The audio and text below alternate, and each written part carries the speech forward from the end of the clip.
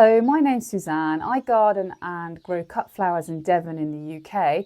Today we're going to be making retail bouquets, not using my own homegrown flowers, because many of you that would have come along on the recent tour would see that I don't have an abundance of flowers for making retail bouquets currently, although I did have a little play in the garden the other day for myself, and I did manage to cut a few lovely little things from the garden. And actually that's been there nearly a week, and that's actually looking better than I thought it would, because I haven't topped the water up or anything. But the flowers we're using today are wholesale flowers that are grown in the UK, because as you know, my ethos is sort of along those lines. I like to use all locally grown British flowers, and a few things very local. This pussy willow, for example, has just come from a neighbour on a farm just down the road. She messaged me to say she was cutting one down and would have liked some, and of course I jumped at the chance. So we're going to be making these bouquets and wrapping them. So here they are unwrapped. See, they're slightly different sizes. This one's obviously got fewer flowers in it than this one.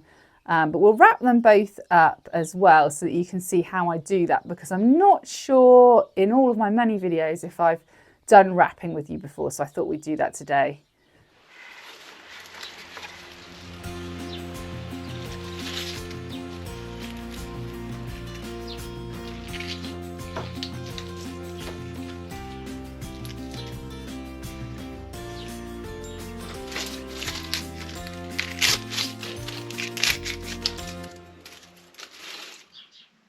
So I've got a selection of white flowers for this one here. We've got these lovely narcissus. I think these are promo white. These are white single tulips from Smith & Munson. And then we've got some white sweet William. I've already stripped all of the lower leaves from the flowers just to make them easier to work with. And then we've got some beautiful heather, which is going to be our foliage. And also it goes a long way to bulk a bouquet out. Okay, so I just want 3 pieces of this. This I haven't stripped yet, so we'll do that now.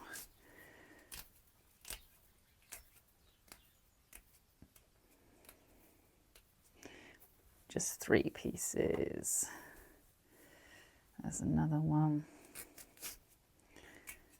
2 and 3, and then I'll put the other pieces out of the way.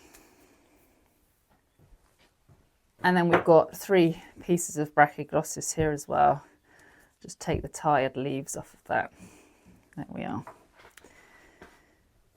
Okay, so I'll start with a piece of heather because it's nice and bulky. And then I'm just going to take each of the stems to my shoulder and just lay it across the heather.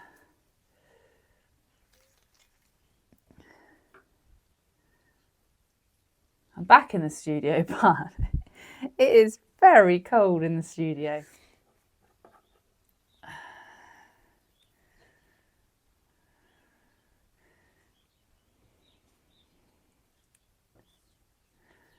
All the brachioglossus has got a bit of a bend in the stem.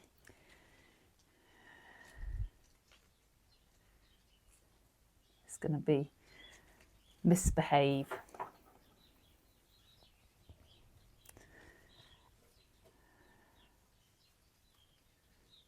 I can thread some flowers at the end as well, so I don't have to get them all in now.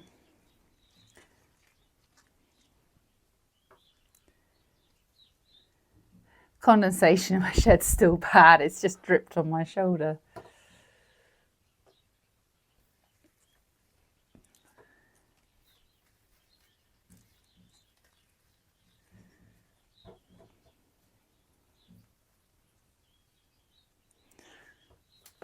Oh, snapped stem.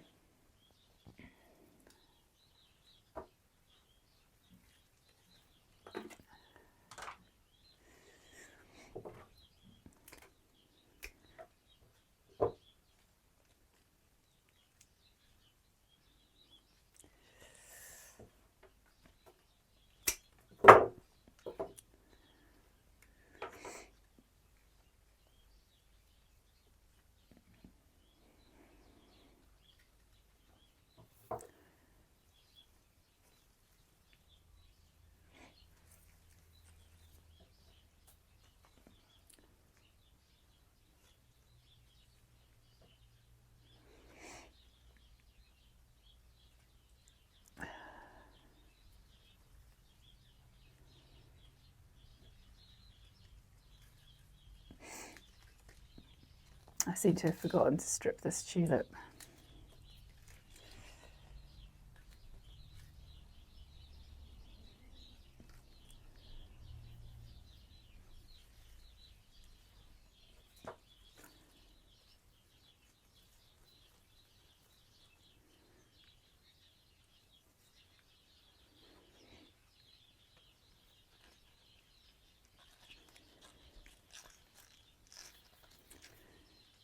Remember, the tulips will grow. They'll keep growing once they're cut, so you don't want the tulips too high, which is frustrating because they're the longer stems, so I keep being really tempted to... I've just broken one, actually. I don't know if it's just me. Maybe it's because I'm out of practice with working with flowers. But I'm finding these flowers that I've bought in seem far more fragile than the ones I grow in my garden. The stems and everything always seems really slim and skinny. You know, my dianthus stems would be sort of twice the size of that. But it might also be because they're being grown indoors. You know, it makes things grow really long and leggy.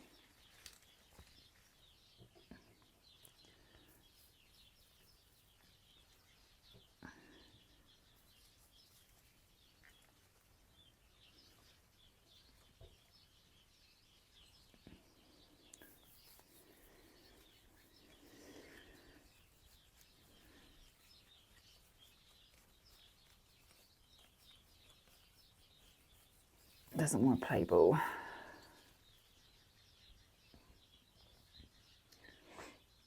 Yeah. Okay, so they're obviously slightly different price brackets there. So we'll wrap them.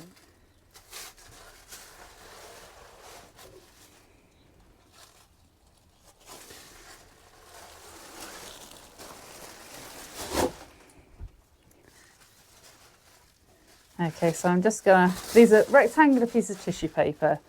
I'm gonna take them on the short edge and just fold them up so that you've got 4 points each corner pointing up. I'm going to do that again here.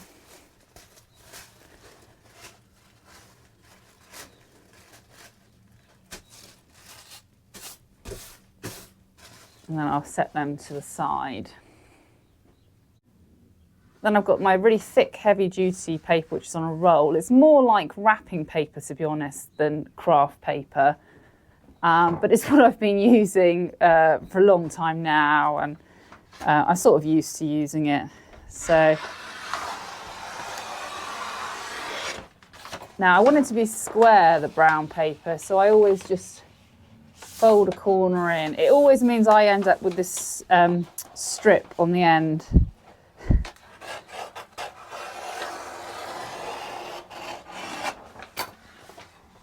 My wonky line is always going to be the inside of my wrapped work.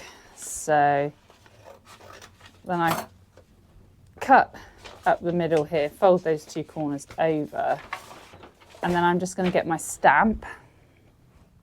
So I had my stamp made by, I think it was a company called Get Stamped. I had it made some time ago, so I'm not sure about that now. And then I just stamp the paper there. I'll put that to the side.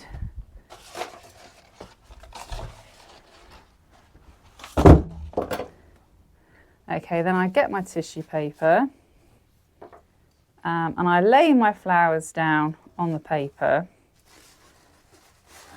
and I just pinch it .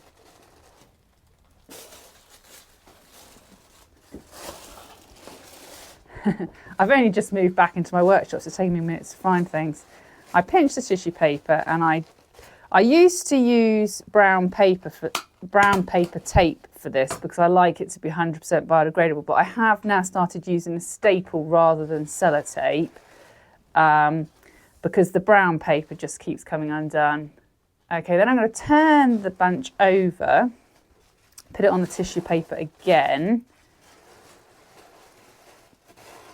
And again, pinch the tissue paper and But trying to rip the tissue paper on this bit. Staple that. Okay, so that's the tissue paper bit done. And now we're going to add the craft paper.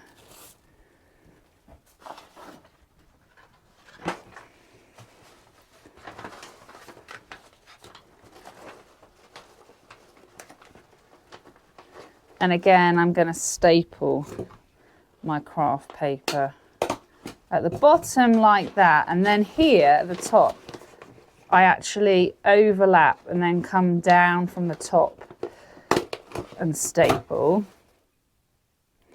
Okay, so that's the tissue paper and the craft paper. Some people have little stickers or care cards, but what I have is I have these little cards that I had made which have got how to look after your flowers on there and just a few other details. So I just pop those somewhere in the corner of the bouquet, and I use another staple. Okay, so there we are. That is how we're wrapping our bouquets.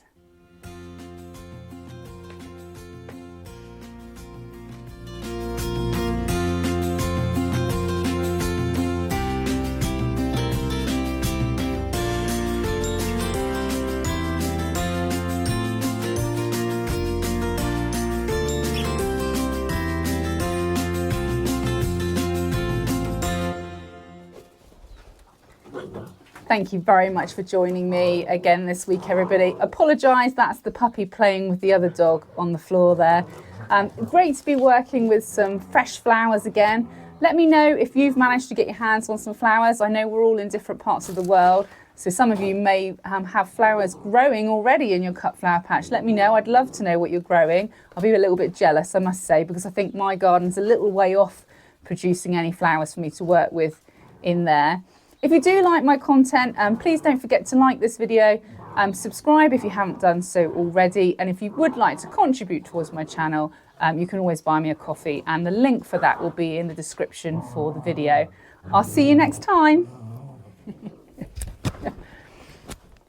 Just before I go, I thought some of you might like to meet Ash, so here he is. This is Ash.